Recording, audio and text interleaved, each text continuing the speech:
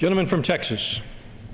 I am pleased to yield 3 minutes to, again, another key freshman member of the Joint Economic Committee, also a member of the Budget Committee, who understands, again, what it takes to get this terribly sluggish economy back on track. The gentleman from South Carolina, Mr. Mulvaney. 3 minutes. Gentleman from South Carolina is recognized for 3 minutes. Thank you, Mr. Chairman. I also thank my colleague from Texas, Mr. Brady, for the opportunity.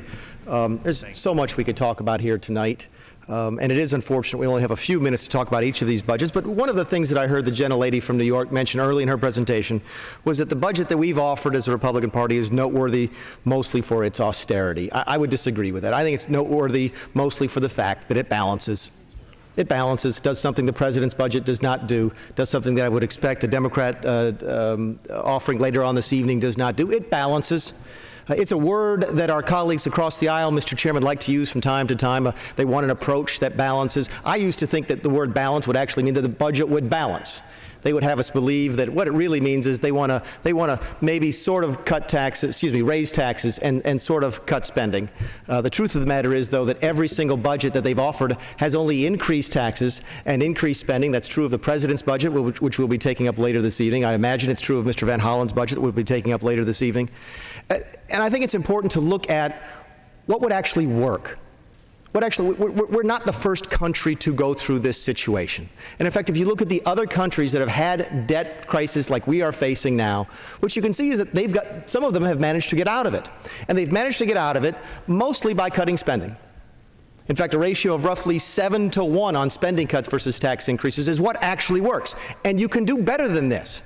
You can point to other countries that have managed to save themselves without raising taxes by a single penny. You cannot point to a single country that has done it by raising taxes on even a one-to-one basis, as we'll take up tonight with Simpson Bowles.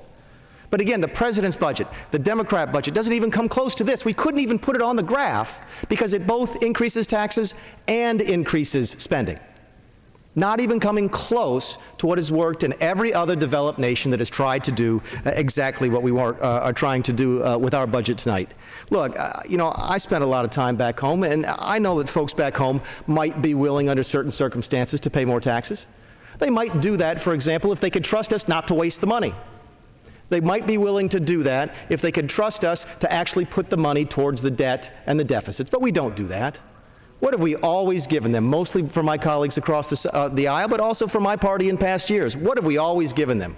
We've always given them new taxes now, and deficit spending now, and new waste now, in exchange for a promise of spending reductions someplace down the road that never come. I think it's time for us to acknowledge that our colleagues are trying to sell us a definition of the word balance that doesn't make any sense. It's time for us to reclaim the definition of that word and say, look, we are the ones offering a balanced budget.